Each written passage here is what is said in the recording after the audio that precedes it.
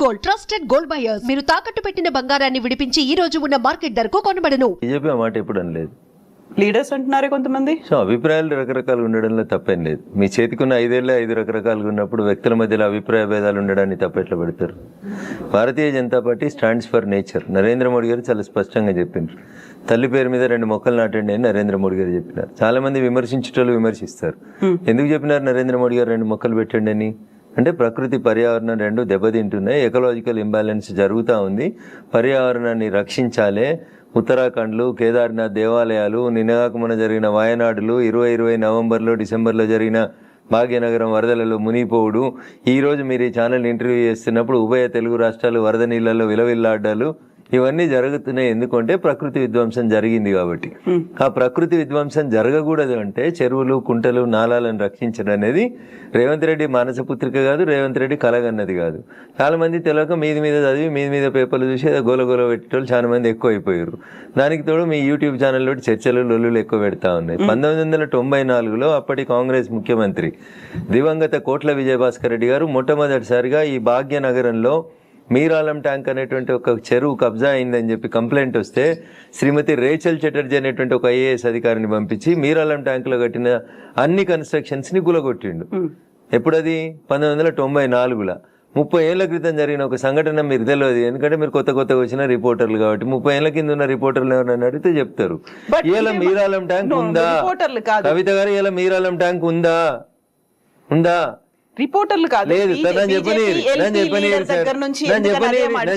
కవిత గారు, నన్ను చెప్పనీరు. అందరికి సమాధానం చెప్తా, మీకు కూడా చెప్తా నేను. తర్వాత 2007, 2008లో ఉమ్మడి ఆంధ్రప్రదేశ్ హైకోర్టు లోపల కొన్ని కేసులు వేసినారు. ప్రజా ప్రయోజన వాద్యాలు, కొంతమంది మీలాంటోళ్ళు నాలాంటోళ్ళు పోయి ఇక పలానా చెరువు కబ్జా అవుతుంది, పలానా నాలా కబ్జా అవుతుంది, భవిష్యత్తుకు నష్టం అవుతుంది అని చెప్పి వేసినప్పుడు ఆంధ్రప్రదేశ్ ఉమ్మడి హైకోర్టు 2010వ సంవత్సరంలో అన్ని WPలని కలిపి జడ్జిమెంట్ ఇస్తూ లేక్ ప్రొటెక్షన్ సెల్ అనేది ఒకటి పెట్టమని చెప్పింది.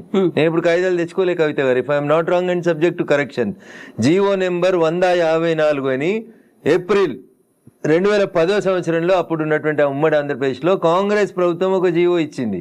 దేనికోసం ఇచ్చింది? లేక్స్ ప్రొటెక్షన్ కోసం. జీవో 111లో ఉన్న భూములలో జరుగుతున్న అక్రమ నిర్మాణాలని ఆపేతందుకు chief secretary, revenue secretary, DGP ఇట్లా 18 మంది అధికారులని సభ్యులుగా పెట్టి protection cell, lake protection committee అని ఒక కమిటీని వేసి ఈ భాగ్యనగరాన్ని కాపాడమని చెప్పింది. తర్వాత అదే హైకోర్టు, ఆంధ్రప్రదేశ్ హైకోర్టే చెప్పింది, ఉమ్మడి హైకోర్టు, భాగ్యనగరంలో 2252 చెరువులు, కుంటలు ఉన్నాయి, వాటికి బఫర్ జోన్ అంతా ఫిక్స్ చేయండి, వాటిని ఎవరు కబ్జా చేయకుండా ఉంచండి అని చెప్పి 2010లో చెప్పింది. That was the peak time of Telangana movement. ఆ జడ్జిమెంట్ ఎవరు పట్టించుకోలేదు. అందరూ జై తెలంగాణ అనుకుంటా తిరిగినాం. కట్టేటోడు కట్టిండు, కూర్చేటోడు కూర్చిండు, అమ్మేటోడు అమ్మిండు, మధ్యలో చాలా మంది నష్టపోయిండ్రు. అది జరిగిన తర్వాత 2014లో బాగా చదువుకున్న ఆయన వచ్చి మున్సిపల్ అడ్మినిస్ట్రేషన్ మంత్రి అయ్యిండు, కేటీఆర్ అనేట ఆయన. ఏం చేసిరు? లేక్ ప్రొటెక్షన్ కోసం ప్రతి చెరువును సుందరీకరణ పేరిట ఆయన దోస్తుల కోసం, ఆయనకు నచ్చిన బిల్డర్ల కోసం, వాళ్ళ ఇంట్లో ఉండే రాజ్యసభ సభ్యుల కోసం, పోయేందుకు తొవ్వల కోసం ప్రతి చెరువుని నాశనం చేసి 10 ఏళ్లలో కాకతీయులు కట్టిన చెరువులకి మిషన్ కాకతీయ అని పేరు పెట్టినవని నాటకం పెట్టి భాగ్యనగరంలో ప్రతి చెరువుని, ప్రతి కుంటని పేరున్న అన్ని బిల్డర్లకి ఇచ్చి నాశనం చేసి 2020 నవంబర్ డిసెంబర్లో భాగ్యనగరంలో వరదలు వచ్చినాయి. నేను దుబ్బాక ఎమ్మెల్యే గెలిచిన ఒక నెల తర్వాత అప్పుడు ఏం చెప్పిండు కేసీఆర్? ప్రతి ఇంటికి 10,000 ఇస్తాం నష్టపోయినానికి అని చెప్పిండు. ఇచ్చిండు ఎలక్షన్ల కోసం చెప్పి. ఎందుకు మునిగింది ఆ రోజు భాగ్యనగరం? భాగ్యనగరం వెళ్ళే అవస్థలతో ఎందుకుంది? ఒక ఆయన వచ్చి విశ్వనగరం అంటాడు, ఇంకొక ఆయన వచ్చి 4వ నగరం అంటాడు, ఒక ఆయన వచ్చి సైబర్ నగరం అంటాడు. ఉన్న నగరాన్ని కాపాడు రవై అని రఘునందన్ అంటున్నాడు. దీనికి ఎవరికి కష్టమైతే నాకేంది? రఘునందన్ చెప్పింది, హైకోర్టు ఎప్పుడో చెప్పింది అంటున్నా, 2010లో చెప్పింది. తర్వాత 2020లో కేటీఆర్ అనేట ఆయన మున్సిపల్ అడ్మినిస్ట్రేషన్ మినిస్టర్గా మళ్ళీ ఒక జీవో తీసుకొచ్చిండు. ఏం చెప్పిండు? అప్పటి కొత్త జిల్లాలు అయినాయి, ఉన్న భాగ్యనగరాన్ని కాపాడలేనోడు, కూట్ల రాయి తీయలేని కేటీఆర్ అనేటోడు మళ్ళీ ఒక జీవో తెచ్చిండు. జీవో నెంబర్ 46, 54 కరెక్ట్ గుర్తులేదు కవిత గారు నాకు, సబ్జెక్ట్ టు కరెక్షన్. దాంట్లో ఏం చెప్తాడు? మెదకు, సంగారెడ్డి, సిద్దిపేట జిల్లాలని కూడా ఈ లేక్ పరిరక్షణ కమిటీ లోపలికి తీసుకురావాలని చెప్పిండు. జీవో 2021లో ఇచ్చిండు. 22లో ఇంకో జీవో ఇచ్చిండు. ఇచ్చి లోకల్ బాడీస్కి ఒక జాయింట్ కలెక్టర్ ఉంటాడు ప్రతి జిల్లాలో. ఆ లోకల్ బాడీస్కి జాయింట్ కలెక్టర్ ఎవరైతే కలెక్టర్గా పనిచేస్తున్నాడో ఆయనను వీటికి లేక్ల రక్షణ కోసం ఇన్ఛార్జిగా పెట్టిండు. ఎన్ని చెరువులు కబ్జా అయినాయి? ఎన్ని కుంటలు కబ్జా అయినాయి? సాక్షాత్తు రాష్ట్ర సర్వోన్నత న్యాయస్థానం హైకోర్టు చెప్పిన 2252 చెరువులు కుంటలు ఏడునే పోదాం పాండ్రి, రాండి మా జర్నలిస్ట్ మిత్రులు మరో మంచిగా చెరువుని దత్తత తీసుకోరి, కాపాడు చెరువుని. రఘునందన్ ఏదో మాట్లాడుతూ ఉన్నాడు, రఘునందన్ హైడ్రాకి సపోర్ట్ చేస్తా ఉన్నాడు, బీజేపీ ఎల్పీ లీడర్ వద్దన్నాడు, చెరువులో కట్టమని చెప్పిండా మా ఎల్పీ లీడరు? మా ఎల్పీ లీడర్ చెప్పిండు కదా, ఆ ఫాతిమా కాలేజ్ సల్కం చెరువులో కట్టిందని కూలగొట్టమన్నాడు. దాని గురించి ఎందుకు మాట్లాడారు? ఎవరిని బెదిరించినాం? మీ దగ్గర జేసీబీ లేకపోతే మేము జేసీబీలు ఇస్తామో అని చెప్పినాం, కిరాయి లేకుండా ఫ్రీగా ఇస్తామో బుల్డోజర్లు, తప్పేముంది అందులో? మా ఎల్పీ లీడర్ గది మాట్లాడింది చూసిన నేను మాట్లాడిందని మా ఎల్పీ లీడర్ ఏడో కాంట్రాడిక్ట్ చేయలేదు. ఏం చేసిర్రు? కేవలం పెద్దల్ని కాపాడడానికి, పేదల కోసం ఫైట్ అనేది దీన్ని యాక్చువల్ గా ఎలా చూస్తున్నారు? పల్లం రాజు అంటే పేదోడా పెద్దోడా? పల్లం రాజు ఏ పార్టీలో ఉన్నాడు? నాగార్జున అనేటోడు పెద్దోడా చిన్నోడా? ఏం మాట్లాడతారు మీరు? మల్లారెడ్డి కాలేజీ కూలగొట్టొద్దా? మీరు పొంతన లేని ప్రశ్నలు అడగొద్దు. ఎవడు పెద్దోడు ఎవడు పేదోడు? చెరువులో కట్టినోడు పెద్దోడు అయితేంది, పేదోడు అయితేంది. చట్టం ముందు అందరు సమానమైన ముచ్చట చెప్తాం కదా మనం అందరం. మరి పెద్దోడు అయితేంది, పేదోడు అయితేంది. వాయనాడు ఎందుకు కొట్టుకుపోయింది? 4 రోజుల కింద ఎందుకు కొట్టుకుపోయింది?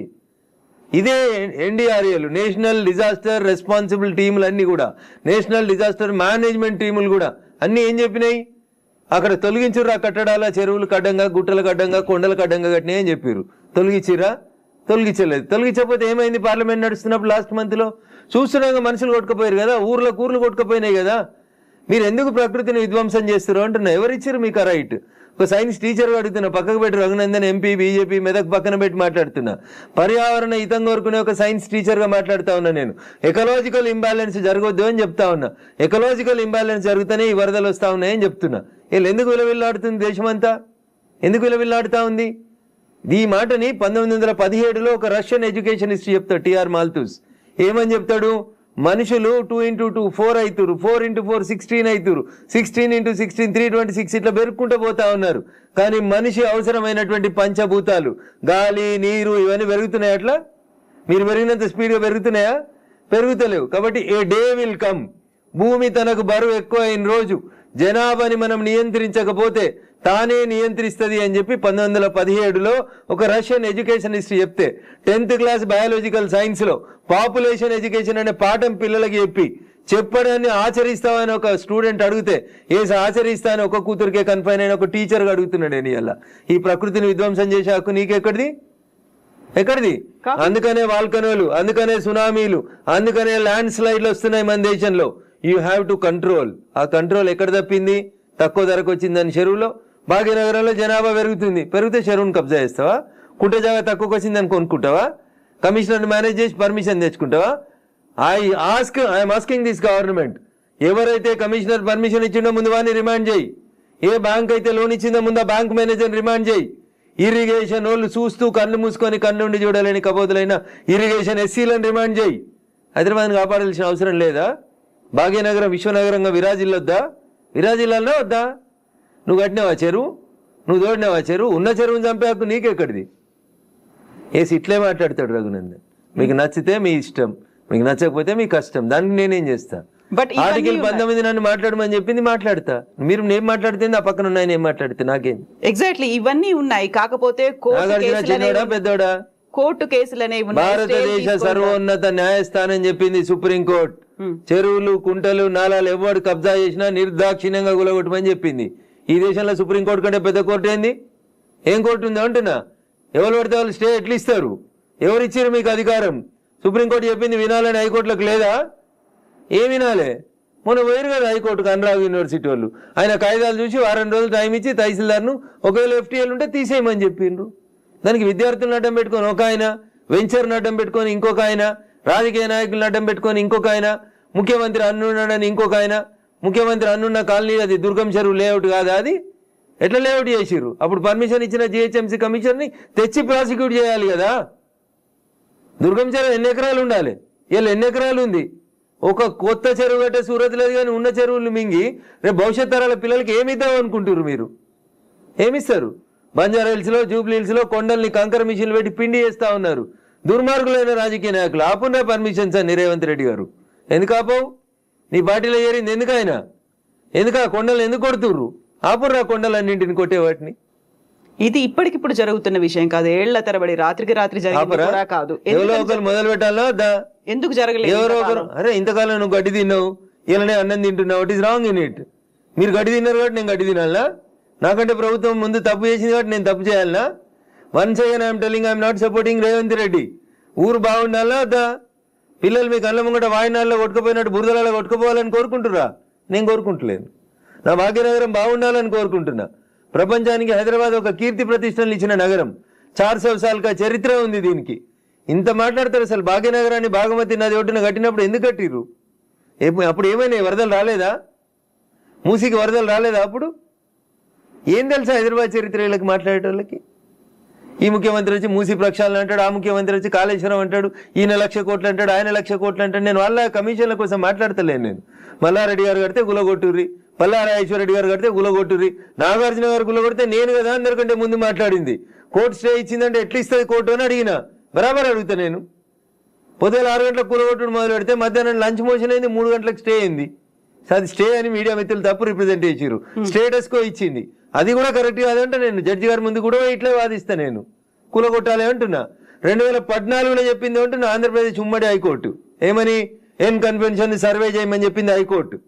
సర్వే చేసి హెచ్ఎండిఏ 2016లో రిపోర్ట్ ఇచ్చింది. అందులో 3.5 ఎకరాల FTL బఫర్ జోన్ ఉందని. 2016 నుంచి ఇలా ఎందుకు కూలగొట్టలేదు అంటున్నా. కోర్టు ఉత్తర్వులను ఎందుకు ఉల్లంఘించారు? ఏం జరిగింది అనుకుంటున్నారు మీరు? ఏం జరుగుతుంది? వాళ్ళ కోడలు బ్రాండ్ అంబాసిడర్ అయింది చేనేతకి. ఆమెకు చేనేత తెలియదు, చీర తెలియదు. ఆమె తెచ్చి బ్రాండ్ అంబాసిడర్ చేసారు. ఆ సంబంధాలు ఏం సంబంధాలు వాళ్ళు చెప్పాలి, అప్పుడున్న వాళ్ళు చెప్పాలి. నాకేం తెలుస్తుంది? వాళ్ళకి ఆ రంగుల లోకంతో ఉన్న రక్త సంబంధం ఏందో వాళ్ళు చెప్తే బాగుంటుంది. నానోరు ఎందుకు ఖరాబ్ చేస్తారు? రంగుల లోకంతో రక్త సంబంధం అలా అనుకుంటే కేవలం ఎన్ కన్వెన్షన్ నాగార్జున దాని మీదే ఉంటుందా? ఇప్పటికి 14 స్టూడియో మీద లొల్లిపెట్టింది రఘునందన్. ఇదే హరీష్ అని 6 అడుగులు ఉన్నాడు మాట్లాడిండు. మళ్ళీ పర్మిషన్ ఎట్లా ఇచ్చారు ప్రభుత్వం రాగానే? లాంకో హిల్స్ వక్ఫ్ భూమిలో ఉన్నారు. 10 ఏళ్ళు అధికారంలో ఉన్నాడు కేసీఆర్ అంటే. ఆయన ఒక రోజైనా మాట్లాడండి ఆ వక్ఫ్ భూముల గురించి? లగడపాటి కడుతుండని చెప్పి లాంకో హిల్స్ అంతా వక్ఫ్ భూములు దున్నుతాం, పల్గొడతాం, ఇరుగొడతాం అన్నారు. పర్మిషన్ ఎవరు ఇచ్చారో తెలుసా కవిత గారు? పద్మాలయ స్టూడియోలో అపార్ట్మెంట్లు కట్టుకోవడానికి పర్మిషన్ ఇచ్చింది ఇదే గౌరవనీయులు కేసీఆర్ గారు, కేటీఆర్ గారు, హరీష్ రావు గారు. ఆ రక్త సంబంధం ఏందో అడుగుండ్రు. జర్రంత అవతలకి పోతే ఎంఆర్ ప్రాపర్టీస్ అని ఒకటి ఉంటాయి. ఎంఆర్ ప్రాపర్టీస్లో రైతులు, తెలంగాణ రైతులు మా భూములు పోతున్నాయని ఏడిస్తే వాళ్ళకి పైసలు ఇప్పిస్తామని స్పీచ్లు ఇచ్చిండు. ఇదే కేటీఆర్, అదే హరీష్ రావు, అదే కేసీఆర్ అన్నట్టు. ఆయన 10 ఏళ్ళు మంత్రులుగా పదవి అనుభవించారు. ఎన్నడన్నా ఎంఆర్ ప్రాపర్టీస్లో భూములు కోల్పోయిన రైతుల గురించి మాట్లాడేందుకు వీళ్ళకి నోరు వచ్చిందా? ఎందుకు రాలేదనుకుంటారు కవిత గారు? కారల్ మార్క్స్ అని కమ్యూనిస్టు సిద్ధాంతకర్త చెప్తాడు, మానవ సంబంధాలన్నీ ఆర్థిక సంబంధాలనే చెప్తాడు. అందుకనే రాఘవేంద్రరావు సినిమాక్స్ని ముట్టలేదు టీఆర్ఎస్ పార్టీ. పద్మాలయ స్టూడియోస్లో అపార్ట్మెంట్లు కడుతుంటే సపట్లు కొట్టిర్రు. ఎంఆర్ ప్రాపర్టీలో తెలంగాణ రైతులు మునిగిపోతే నోరు మూసుకున్నారు.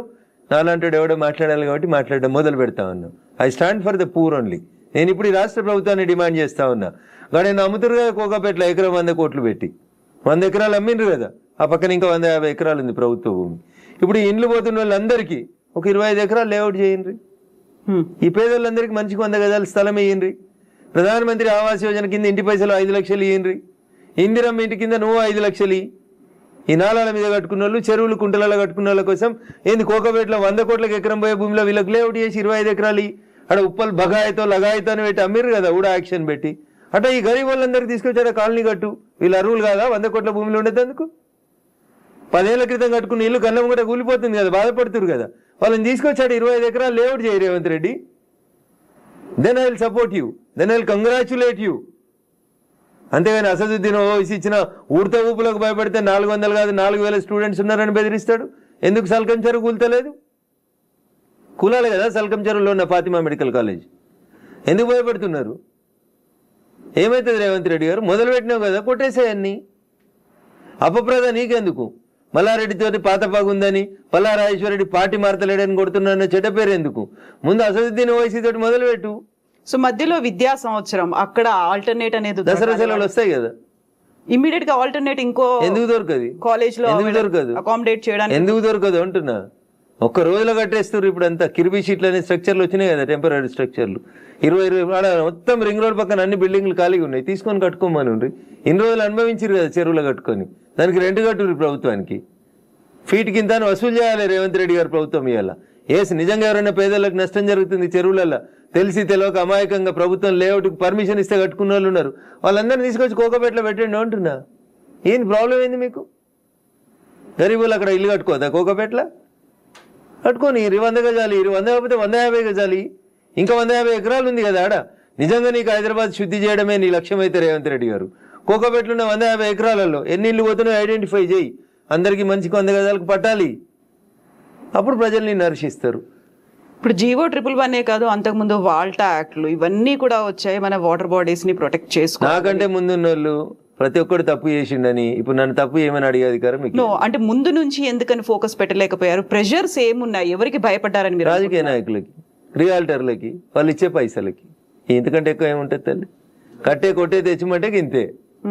రాజకీయ నాయకులకి ఎవరో ఫైనాన్స్ చేసేటోళ్ళు, ఫండ్ ఇచ్చేటోళ్ళు, ఎవరో ఒక బిల్డర్ ఉండి అన్న నేను ఈ చెరువు పక్కన జరంత మట్టి వేసి అమ్ముకుంటా అంటే అమ్ముకోమంటాడు, చూసి ఉన్నట్టు పొమ్మంటాడు, అయిపోతుంది. అది 1 పోయి 2 అవుతుంది, 2 పోయి 3 అవుతుంది. అట్లా వాడు పోసిండని వీడు పోసిండని ఇంకోటి పోసి. సో ఇప్పుడు మనకి వానలు, వరదలు, ఇవి మునిగిపోవడాలు ఇలాంటివన్నీ ప్రతిసారి వచ్చినట్టే. ఇదంతా ఎకలాజికల్ ఇంబాలెన్స్. ఎగ్జాక్ట్లీ, ఇదంతా ఎకలాజికల్ ఇంబాలెన్స్. ప్రకృతిని కాపాడండి, పర్యావరణాన్ని ప్రేమించండి. లేకపోతే ఇప్పుడు మంచినీళ్ళు తాగమంటే బాటిల్ పెట్టినట్టు రేపు ఆక్సిజన్ సిలిండర్లు జబ్బ మీద వేసుకొని మీ మన్మరాలు తిరగాల్సిన దుస్థితికి పోతారు మీరు. ఆ పరిస్థితి రాకుండా కాపాడండి అంటున్నా. ఎగ్జాక్ట్లీ. సో కోర్టు నోటీసులు, స్టేలు, ఆ తర్వాత స్టేటస్ కో మెయింటెనెన్స్లు ఇవన్నీ కూడా అంటే ప్రతిదీ ఏది టచ్ చేద్దామన్నా మళ్ళీ కోర్టుతో లింక్ అయి ఉంది కాబట్టి ఇది కూడా ఎక్కువ కాలం నిలవదేమో హైడ్రా అనేది కూడా వినిపిస్తుంది. యాజ్ అడ్వకేట్ మీరేం చెప్తారు అసలు? సో నేనేమంటున్నా, శుభం గోర్ర పెళ్లి కొడుకు అంటే అన్నాడంటే అట్లున్నది మా కవిత ఆలోచన. ఎందుకు ముందు నుంచి అనేది అదే కదా. హైడ్రా కన్వెన్షన్ దగ్గరికి వెళ్ళింది అనగానే కోర్టు స్టే కోర్టు పరిధిలో మాట్లాడము అనే మాటలు ఎవరు? నేను మాట్లాడుతూనే ఉన్నా కదా రోజు. నో, మీరనట్లేదు. ఆక్యుపై చేసుకున్న వాళ్ళ దగ్గర నుంచి వచ్చే సమాధానం అదే, కోర్టు పరిధిలో ఉంది కాబట్టి. తప్పించుకునే ప్రయత్నం తప్ప ఏముంటది? దొంగకు తేలుగుడితే ఏం చేస్తాడు? తేలుగుట్టిందని చెప్తాడా? అప్పుడే నోరు మూసుకొని పోతాడు. గట్లే ఉంటుంది. ఏం స్టే ఉంది? స్టే ఉంది అని ట్వీట్ చేసి ఏడ స్టే ఉంది? ఏ కోర్టులో స్టే ఉంది? ఏంది స్టే? స్టేలు సంవత్సరాలు ఉండొద్దని ఇదే సుప్రీంకోర్టు చెప్పింది అంటున్నా. మా గౌరవ న్యాయమూర్తులు అట్లా సంవత్సరాలు స్టే ఇయ్యరు. స్టే ఈజ్ టెంపరరీ అంతే. 15 రోజులు, నెల, 2 నెలలు, 3 నెలలు అంతే. స్టే ఏంది? 2014లో ఎన్కన్వెన్షన్ సర్వే చేయమని 2024 దాకా స్టే ఇచ్చిరా? ఏ కోర్టు ఇచ్చిందో చూపెట్టురు నాకు. మీ అంత చదువుకోకపోవచ్చు, నాకు స్టే అంటే ఏందో అర్థం తెలుసు. జర చూపెట్టుర్రి. హైడ్రాకి విధి విధానాలు లేవు, సరిగా ఏది ఫామ్ చేయకుండానే ముందుకెళ్ళిపోతున్నారు. బుల్డోజర్ సర్కార్ని తీసుకొస్తోంది హైడ్రా పేరుతో అనే వాదనని ఎట్లా చూస్తారు మీరు? మీకు వచ్చిన కడుపు నొప్పింది. మీరు ఫేర్గా ఉన్నారు కదా, మీరు నీతిగా ఉన్నారు కదా, మీరు పర్యావరణం బాగుండాలని కోరుకుంటారు కదా, ఈ భాగ్యనగరం బాగుండాలని కోరుకుంటారు కదా. In what way you are agreed by it? మీకు వచ్చి నష్టమైంది అంటున్నా. ప్రజల చేత, ప్రజల కొరకు ప్రజలు ఎన్నుకున్నటువంటి ప్రభుత్వాలు తీసుకునే నిర్ణయాలని ఏం చేస్తారు మీరు? కోర్టు ఎందుకు అడ్డుకుంటుంది? కోర్టుకుండే అధికారాలు ఏంటి? ఎంతవరకు అడ్డుకోవాలో అంతవరకే అడ్డుకుంటుంది. నేను చెప్తున్నా కదా, ఈ దేశ సర్వోన్నత న్యాయస్థానం సుప్రీంకోర్టు చెప్పింది కూలగొట్టమని. సుప్రీంకోర్టుకు భిన్నంగా లోకల్గా ఉండేటువంటి జడ్జిలు అట్లా ఇస్తారా జడ్జిమెంట్లు? నాకు తెలిసినంత వరకు అయితే ఎవరు కవిత గారు. సో ఇప్పుడు హైడ్రాని సడన్ గా తెర మీదకి తీసుకొచ్చింది. 1994 రావడం, ఒక హైడ్రాని తీసుకొని రావడం అనేది భయపెట్టడానికో, బెదిరించడానికో, లేకుంటే రుణమాఫీ 6 గ్యారంటీ స్కీములు అడుగుతున్నారు కాబట్టి డైవర్షన్ పాలిటిక్స్ అనే వాళ్ళకి ఏం చెప్తారు మీరు? నేనంటున్నా, రుణమాఫీ చేయాల్సిందే, ఇచ్చిన 6 హామీలను అమలు చేయాల్సిందే. రైతులకు చెప్పినటువంటి రుణమాఫీ, యువతకు చెప్పిన డిక్లరేషన్, మహిళలకు ఇచ్చినటువంటి మహిళా డిక్లరేషన్ అన్నీ చేయాల్సిందే. అవి చేసి ఇది వదిలేద్దామా? అవి చేయాల్సిందే, ఇవి చేయాల్సిందే. ఇది చేయమని చెప్పు, అది చేయమని లొల్లి పెడతాం. మేము లొల్లి పెడుతూనే ఉన్నాం కదా. బీజేపీ ప్రశ్నిస్తున్న బీజేపీ పేరిట, ప్రశ్నిస్తున్న తెలంగాణ పేరిట మేమంతా నడుపుతూనే ఉన్నాం కదా. రైతన్నల రుణమాఫీ కోసం మాట్లాడితే హైడ్రా గురించి మాట్లాడొద్దా? బట్ అది డైవర్షన్ కోసమే చేస్తున్నారు అనే మాట. So I don't have any comment on this particular issue. నేనేమంటున్నా, నేను రుణమాఫీ కాలేదు, రైతులతో చేయించేది రైతులతో చేపిర్రి, హైడ్రాకి దానికి ఏం సంబంధం అంటున్నా. ఎందుకు రాస్తున్నాయి పేపర్లు హైడ్రా గురించి అంత గొప్పగా? వదిలేసారు, ఆయన పని ఆయన చేసుకుంటూ పోతాడు, మీ పని మీరు చేసుకోరు. రుణమాఫీ గురించి మీరు రాయమంటే రాస్తారా? రాయరు కదా. రైతులు మాట్లాడితే మన పేపర్లో హెడ్ లైన్స్ రావు కదా. ఏమవుతాయి మనకి? హైడ్రా మా కేటీఆర్ అంటాడు, ఆయన అమెరికాలో అంటాడు, అది ఫుల్ హాఫ్ పేజీలు వస్తుంది, పెద్ద పేజీలలో వస్తుంటుంది. ఫస్ట్ పేజీలలో 119 ఎమ్మెల్యేలలో ఆయన యువరాజు అయినట్టు ఆయన మాట్లాడితే పైన ఒక బాక్స్ కట్టి రాస్తారు మీరు. ఆయన కట్టిన జన్వాడ ఫామ్ హౌస్ నాది కాదని స్టేట్మెంట్ మారుస్తాడు. ఒక్క మీడియానైనా రాసిందా? రేవంత్ రెడ్డి అన్నట్టు ఆయన అరెస్ట్ చేసిన రోజు ఈ ఫామ్ హౌస్ నాది, ఇగో దాని మీద డ్రోన్ ఎగిరేసినావు, ఇగో క్రైమ్ నెంబర్ ఇంత, నార్సింగ్ పోలీస్ స్టేషన్ అని తీసుకొచ్చి ఒక్కరైనా రాసిరా మా జర్నలిస్ట్ మిత్రులు? ఇవాళ అది నోరా మోరా, ఇది నాది కాదు నా దోస్తుంది అని చెప్తే ఎందుకు రాయారు? ఆ రోజు స్టేట్మెంట్, ఈ రోజు స్టేట్మెంట్ 2 పక్కన పెట్టి ఎందుకు చూపాయించారు? ఎలక్ట్రానిక్ మీడియాలో ఎందుకు చూపెట్టారు? అంటున్నా. ఎవరా దోస్తు? ఎందుకు నీకు లీజుకి ఇచ్చిండు? ఆయనకు నీకున్న వ్యాపార సంబంధాలు ఏంది? అది కదా మీరు బయట పెట్టాల్సింది. మునిపోయిన కంపెనీకి వారసుడు కదా ఆయన, నీకు జాగి ఇచ్చిన ఆయన, లీజ్ ఇచ్చిన ఆయన. 8,000 ఎట్లా ఎగ్గొట్టిర్రాళ్ళు ఈ దేశంలో. అది మాట్లాడుకుందాం అట్లా. ఇవి మాట్లాడితే మంచిగా ఉంటాయి కదా కవిత గారు. ఆయన డింగ్ డింగ్ అని ఎగురుకుంటూ పోయి జొన్నవాడ ఫామ్ హౌస్ ఆ రోజు ఎందుకు చేసినావు? డ్రోన్లు ఎగురుతలేవా? తెలంగాణలో డ్రోన్ ఏడా ఎగురుతలేదా? డ్రోన్ ఎగురిస్తే తప్ప ప్రతి పెళ్లిలో డ్రోన్ ఎగురుతుంది, ప్రతి బరాతలో డ్రోన్ ఎగురుతుంది, ప్రతి శ్రీరామనవమికి డ్రోన్ ఎగురుతుంది, ప్రతి వినాయక లేకుండా ప్రైవేట్ ప్రాపర్టీ మీద ఎగరడం అనేది నీది కాదు కదా ప్రాపర్టీ. నువ్వెందుకు కంప్లైంట్ ఇచ్చినావు? నీకెందుకు కడుపున వచ్చింది? జొన్నవాడ ఫామ్ హౌస్ నీది కాదు కదా, నీది వస్తుంది కదా. ఒక ఎంపీ పార్లమెంట్ నడుస్తుంటే ఢిల్లీకి వెళ్ళి హైదరాబాద్కి వస్తే ఎయిర్పోర్ట్కి వెళ్ళి పట్టుకొచ్చి రిమాండ్ చేసారు కదా నర్సింగ్ పోలీసు వాళ్ళు. అప్పుడు ఎందుకు చేసినావు? నీది కాని ఫామ్ హౌస్లో, నీ దోస్తు ఫామ్ హౌస్లో ఎవరు నీ దోస్తు పేరు చెప్పు, ఆయనకు ఆస్తి ఎక్కడిదో చెప్పు, ఏ కంపెనీ పెట్టి షేర్లు ముంచిరో చెప్పు, ఏ కంపెనీ పెట్టి వాళ్ళ నాయన జైలుకు పోయిండో చెప్పు, అవి చెప్పు కదా. వాస్తవాలు జనాలకి తెలియకుండా చేస్తారు కాబట్టి నాలంటోడు మాట్లాడాల్సి వస్తుంది. హైడ్రామా అన్నారు, ఎవరు చేస్తున్నారు హైడ్రామా? అన్నోడు చేస్తున్నాడు అంతే. ఎవడు అన్నాడు? ఎవడు పేరు చెప్తా చెప్తావా? వాని చరిత్ర ఏందో చెప్పిపోతే మీరు అన్నారు ఇప్పుడు హైడ్రామా చేస్తున్నారని. నేను చెప్పలేదు, ఆ పొరపాటున కూడా అనలే. హైడ్రా వాళ్ళ పనులు చేసుకుంటూ పోనీరు అంటున్నా. సల్కం చెరువును గులగొట్టిన రోజు రంగనాథ్ సంగతి అడుగుతాను, నేను రేవంత్ రెడ్డి సంగతి కూడా అడుగుతా. మొదలు పెట్టగానే అడ్డమైంది కాలాల కట్టే పెడతారు అంటున్నా. మల్లారెడ్డి కాలేజీని గులగొట్టకపోతే అడుగుతా నేను. స్టే ఇస్తే కోర్టుకు ఆర్గ్యూ చేస్తా, స్టే వేకెట్ చేయమని ఆర్గ్యూ చేస్తా. తప్పేముంది అందులో? నీతిగా ఉన్నా నిజాయితీగా ఉన్నా కాబట్టి నిజాయితీ వైపే ఉన్నా, ధర్మం వైపే ఉన్నా, మా పార్టీ గట్టే ఉండమన్నది. గిట్లే మాట్లాడితే గడిదిక్కే ఉంటా. పేదవాళ్ళకు నష్టం అవుతుంది. రేవంత్ రెడ్డి దగ్గరికి పోతాం, లొల్లి చేస్తాం, కూలిపోతున్న వాళ్ళ కోసం అక్కడ లేఅవుట్ 25 ఎకరాలు చేయమని అంటుతాం. అది ధర్మం. అది కడుపు కాలినందుకు నిలబడతా ఖచ్చితంగా. So Raghunandan Rao advocate and రాజకీయ నాయకుడు ఇప్పుడు ఒకవేళ ఏదైనా మాట్లాడాలి అంటే ఊరికే అలా ఆరోపణ చేయకుండా ఆధారాలతో సహా చూపిస్తాడు అనేది. జన్వాడ ఫామ్ హౌస్ కి సంబంధించి మీ దగ్గర అన్ని ఆధారాలు ఉన్నాయా? నేను ఎప్పుడు దాని మీద ఇన్వెస్టిగేషన్ చేయలేదు. నేను ఎందుకని? నేను వ్యక్తిగత జీవితాల్లోకి ఎవరి జీవితాల్లోకి పోవాలనుకోలేదు. సరే, అప్పుడు రేవంత్ రెడ్డి పోయినాడు, ఆయన దగ్గర ఆధారం ఉంటేనే పోయిండని నేను అనుకుంటున్నా. అది వాళ్ళిద్దరికి సంబంధించిన వ్యక్తిగతమైన పంచాయతీగా చేసుకున్నారు వాళ్ళు. Let it be decided. నేను ఇవాళ అడుగుతుంది ఏంటంటే, మీకు జన్వాడ ఫామ్ హౌస్ నాది, నా వ్యక్తిగత జీవితానికి భంగం వాటిల్లింది, మా ఫామ్ హౌస్ మీదకి వచ్చి డ్రోన్ కెమెరా ఎట్లా ఎగిరేస్తారు, ఇవి రఘునందన్ మాట్లాడలే. ఆ రోజున యువరాజు కేటీఆర్ మాట్లాడిండు. మా ప్రైవేట్ ఆస్తులకు వచ్చి డ్రోన్ కెమెరాలు ఎగిరితే కేసు పెట్టామని మాట్లాడిండు. ఇవాళ ఆ ఫామ్ హౌస్ నాది కాదు అని చెప్పడానికి అది నోరా మోరా అని అడుగుతున్న దానికి సమాధానం చెప్పు.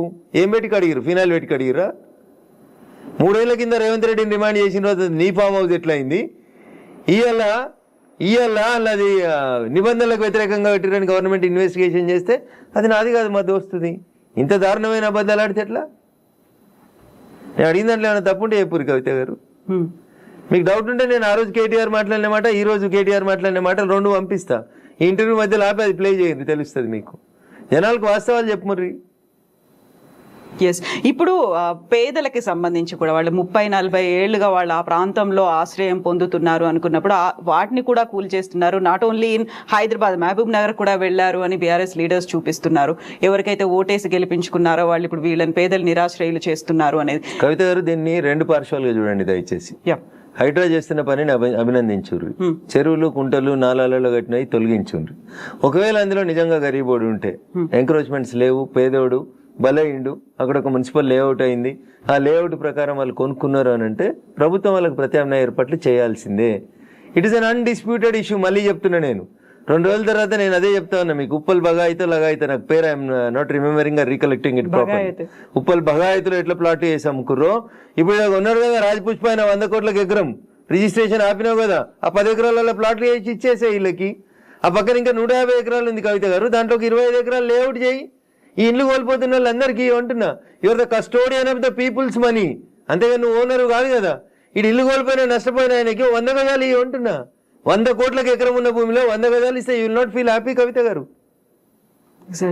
ఉంటారా ఉండరా? కొంచెం కోపం తగ్గుతుందా తగ్గదా? ఇచ్చేయండి అంటున్నా. మియాపూర్లో 100 ఎకరాలు కొంతమంది పెట్టుబడిదారులు దోసుకున్నారు, కబ్జాలు చేసిర్రు, పంచురా భూముల్లో ఉంటున్న ఇట్లాంటి వాళ్ళకి అమాయకత్వంతో, తెలిసి తెలివంతనంతో లేఅవుట్లు, చెరువులు, కుంటలలో ఎవడన్నా బిల్డర్ చేసిన మోసానికి బలైన పేదోళ్ళు ఉంటే బరాబరాలకు ప్రభుత్వం న్యాయం చేయాల్సిందే. కూలగొట్టడం ఎంత ధర్మమో పేదోని కాపాడడం కూడా అంతే ధర్మం. ఈ 2 ఇన్సెపరబుల్ ఇష్యూస్. ఒక నాణానికి బొమ్మ బోర్స్ ఎట్లుంటాయో చెరువుని కాపాడడం నీ బాధ్యతనే, నష్టపోయిన గరీబుని ఆదుకోవడం కూడా నీదే బాధ్యత. ఆదుకోవాలని కూడా ప్రభుత్వాన్ని మేము డిమాండ్ చేస్తాం.